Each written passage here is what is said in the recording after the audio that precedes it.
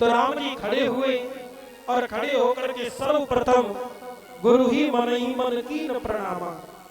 सबसे पहले उन्होंने अपने गुरु के चरणों में प्रणाम किया। मैंने आपको बताया ना कि जिस व्यक्ति का गुरु प्रबल हो, जिस व्यक्ति का गुरु अनुकूल हो, संसार की ऐसी कोई वस्तु दुर्लभ नहीं है जिसको वो पा नहीं सकता। और जिसका गुरु प्रतिकूल हो, जिसका गुरु नाराज हो, बोले उसे संसार में कुछ मिल नहीं सकता। तो गुरु ने इशारा किया, विश्वामित्र जी ने इशारा किया और राम जी खड़े हो गए और खड़े होकर के गुरु को प्रणाम करके और धनुष की परिक्रमा की। परिक्रमा करके दशरथ जी की तरफ, विश्वामित्र जी की तरफ राम जी ने फिर देखा।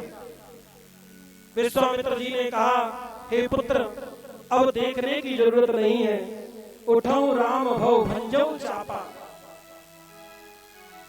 हे राम जी, अब समय आ गया है, आप इस धनुष को उठाओ तो सही। मैं कहूं जनक सकल परितापा, बोले जो जनक जी के मन के अंदर जो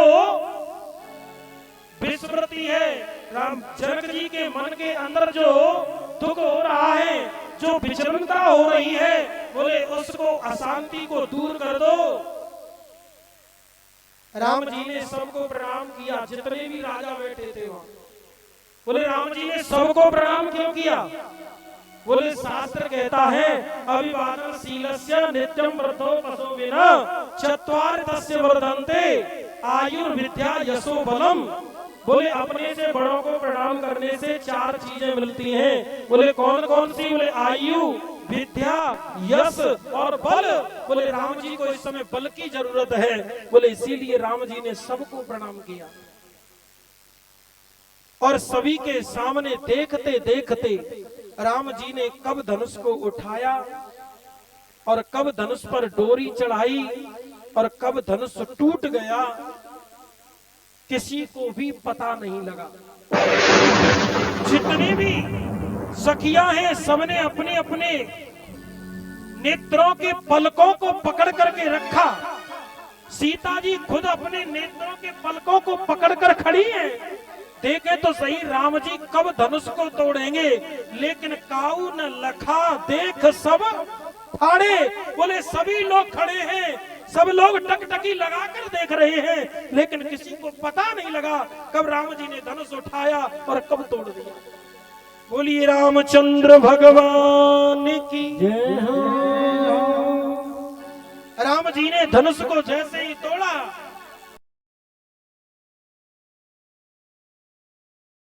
आया जाए। अब सीता जी माला लेकर के आई। अब राम जी के पास में जैसे ही सीता जी आई, माला लेकर के सामने खड़ी थी, माला को डालना चाहती हैं। अब राम जी सीता जी से थोड़े बड़े हैं। राम जी सीता जी से थोड़े बड़े हैं और फिर राम जी का जो मुकुट है ना, वो भी 1.5 फुट ऊंचा है। सीता ने बहुत हाथों को उठाया, बहुत ऊपर हुई, पर सीता से माला नहीं डर पाई। तो सीता जी ने फिर हाथ नीचा कर लिया, पर सीता जी कैसे कहें कि राम जी झुक जाओ। बगल में खड़ी हुई जो सखियां थी, उन सखियों ने कहा राम जी झुक जाओ। राम जी तो और तनकर खड़े हो गए।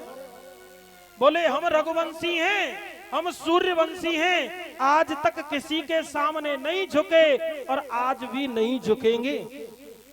सखियों ने कहा राम जी ससुराल में अच्छे अच्छे झुक जाते हैं, तुमको झुकना ही पड़ेगा। लेकिन राम जी झुकते नहीं। तो उनके बगल में खड़े हुए लक्ष्मण जी को इशारा किया, लक्ष्मण जी तुम ही कह दो अपने बड़े भैया से कि भैया झुक जाओ। लक्ष्मण जी ने कहा अभी अभी देखा था ना, थोड़े पहले धनुष तोड़ने वाली बात आई ना, तो मैंने धनुष तोड़ने के लिए भैया से कहा मैं तोड़ दूं। तो भाई ने कहा जहां बड़े होते हैं वहां छोटों को बोलना नहीं चाहिए। बोले हमारी जरूरत नहीं है जब बड़े हैं तो। सखियां सोचने लगी राम जी झुकते नहीं, लक्ष्मण जी कहते नहीं।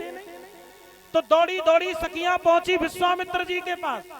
ओ बाबा, अपने चेला से कह दे थोड़ा झुक जाए। विश्वामित्र जी ने कहा, देखो बेटियों, धनुष तुड़वाने वाली बात थी तो तुड़वा दिया। अब तुम बच्चों के बीच की बात में हम बड़े वृद्ध लोग क्या जाने? अरे तुम जानो, राम जी जाने, झुकाओ झुका लो, नहीं झुकाए तुम जानो। अब विश्वामित्र जी बोलते नहीं, तो दौड़ी दौड़ी सखियां पहुंची जनक जी के पास। अरे जनक जी, अरे सीता बहुत देर से इतनी भारी माला को लेकर खड़ी है, राम जी झुकते नहीं है, आप जाकर कह दो ना। जनक जी ने कहा, पहली बार राम मेरे घर आया है और पहली बार राम अतिथि के रूप में है। मैं अपने घर आए हुए मेहमान से, आए हुए अतिथि से कैसे कह दूं कि झुक जा? मैं तो नहीं कह सकता। अब जनक जी कहते नहीं, विश्वामित्र जी कुछ बोलते नहीं, लक्ष्मण जी ने कोई उत्तर नहीं दिया और राम जी झुकते नहीं। अब तो सखियां सोचने लगी क्या करें। सीता के बगल में खड़ी थी उर्मिला। सखियों ने कहा लक्ष्मण से, लक्ष्मण, बोले हाँ। बोले तुम हमारा काम बना दोगे तो बगल में खड़ी उर्मिला है, हम तुम्हारा बना देंगे। अब विवाह के लिए तो कुछ भी करना पड़े। अब जब विवाह हो रहा है ना मुफ्त में, एक के साथ में एक फ्री, तो लक्ष्मण जी ने सोचा चलो ये बहुत अच्छा मौका है। लक्ष्मण जी ने आव देखा न ताव और राम जी के चरणों में साष्टांग लेट गए। अब राम जी भूल गए माला वाला को, लक्ष्मण को उठाने लग गए। सीता जी ने उसी समय माला डाल दी। बोली सीता रामचंद्र भगवान की जय हो। जय रघुनंदन, जय रघुनंदन जनक किशोरी। जय रघुनंदन जनक किशोरी। सीता राम मनोहर जोड़ी। सीता राम मनोहर जोड़ी।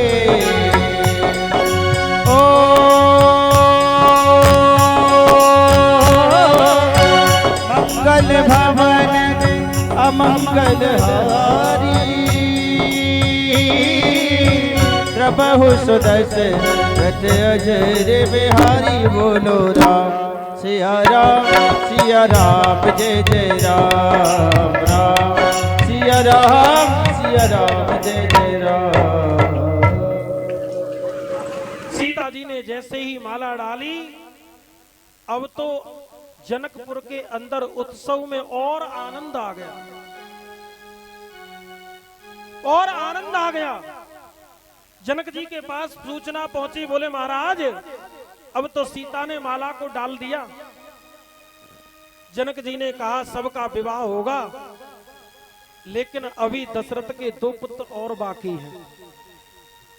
तो दशरथ जी ने निमंत्रण पहुंचाया, जनक जी ने निमंत्रण पहुंचाया दशरथ जी के पास। बोले आप अपने दोनों पुत्रों को और लेकर के, बारात लेकर के आओ, और हमारे 4 पुत्री हैं, आप हमारी चारों पुत्रियों का विवाह अपने पुत्रों के साथ एक साथ करके ले जाओ। दशरथ जी बारात लेकर के आ रहे हैं। अब बराती लोग सज धज करके जा रहे थे। अब दूल्हा तो कोई था ही नहीं वहां, बारात जा रही थी। तो नगर में जितने, रिश्ते में जितने भी गांव मिले, जितने भी शहर मिले, जितने भी नगर मिले, सब लोगों ने पूछा भैया दशरथ जी के साथ सब लोग इतने प्रसन्नता से कहां जा रहे हैं? अब कोई कैसे कहे कि बारात में जा रहे हैं। अब बारात में जा रहे हैं तो दूल्हा कहां है? अब कोई बाराती नहीं कहे कि हम बारात में जा रहे हैं। अब आगे वाले कह दे भैया पीछे वालों से पूछ लेना, हमें नहीं पता कहां जा रहे हैं। अब जब पीछे वाले से पूछा, बोले आगे वाले जहां जा रहे हैं वहां पीछे वाले जा रहे हैं। किसी को पता नहीं कहां जा रहे, कोई बताना नहीं चाहता। क्यों बताएगा तो कहेंगे कि दूल्हा कहां है। अब दूल्हा तो पहले से ही ससुराल में बैठा है, बारात अब पीछे जा रही है। लेकिन दोनों दूल्हाओं को वहां जाकर के सजाया जनकपुर में, और चारों भाइयों को जनक जी ने चारों पुत्रियों के साथ में विवाह किया, बड़े भाव के साथ विवाह किया। राम जी का विवाह सीता के साथ में किया, भरत जी का विवाह मांडवी के साथ में किया, लक्ष्मण जी का विवाह उर्मिला के साथ में किया और शत्रुघ्न जी का विवाह श्रुतकीर्ति के साथ में किया। चारों पुत्रों का विवाह संस्कार पूर्ण हुआ। तो देखिए पहले जमाने की बात थी, बोले जब बारात जाती थी तो 10-20 दिन रुक करके आती थी। तो राम जी की भी बारात वहां 10-20 दिन रुकी। अब जब बारात 10-20 दिन रुक करके एक दिन राम जी ने कहा कि उन अपनी सखियों से, बोले अब तो मुझे अपने अवध की याद आ रही है, अब मैं विदा लेना चाहता हूं, मैं अपनी अयोध्या को जाना चाहता हूं। सखियों ने कहा हम समझ गई, आपको जनकपुर की नारियां अच्छी नहीं लग रही हैं, आपको तो अपने अवध की नारियां अच्छी लगती हैं। लेकिन राम जी ने कुछ जवाब नहीं दिया। उन्होंने कहा कि बस मुझे अपने धाम की याद आ रही है, आज मुझे अपने गांव की याद आ रही है, अपने अवध की याद आ रही है, हम जाना चाहते हैं। सूचना सखियों ने पहुंचाई जनक जी के पास में, और जनक जी के पास में जब सूचना पहुंची तो जनक जी महाराज ने विदाई की तैयारियां करना प्रारंभ कर दिया। जनक जी विदाई की तैयारियां करते जा रहे हैं और जनक जी महाराज रोते जा रहे हैं। जब एक बेटी विदा होती है तो सबसे ज्यादा यदि कोई रोता है तो सिर्फ बेटी का पिता रोता है। सबसे ज्यादा यदि कोई रोता है तो बेटी का पिता रोता है, लेकिन वो किसी को दिखाता नहीं है कि मैं रो रहा हूं। जब भी वो रोता है अंदर अंदर रोता है। जिस इच्छा की पूर्ति को पिता के उस पुत्र ने जीवन में कभी नहीं किया, उस इच्छा को बेटी पूर्ण करती है। पिता को किस समय पर दवाई चाहिए, पिता को किस समय पर पानी चाहिए, पिता को किस समय पर रोटी चाहिए, ये बेटी को पता रहता है, बेटे को पता नहीं रहता। चार डोलियों में सजा करके चारों कन्याओं के लिए बड़ी सुंदर व्यवस्था की और जनक जी महाराज अपनी चारों बेटियों को विदा करने के लिए चल पड़े। जाकर के डोलियों में बिठाना प्रारंभ कर रहे हैं। जनक जी महाराज आज जनक जी उन बेटियों को छोड़ करके और अंदर महल में आए और महल के खंबे से आकर के लिपट गए। हे पुत्री सीता, तू मुझे छोड़ करके जा रही है, लेकिन किसी को पता नहीं है कि जनक जी रो रहे हैं। जनक जी के नेत्रों से अश्रुपात बह रहा है।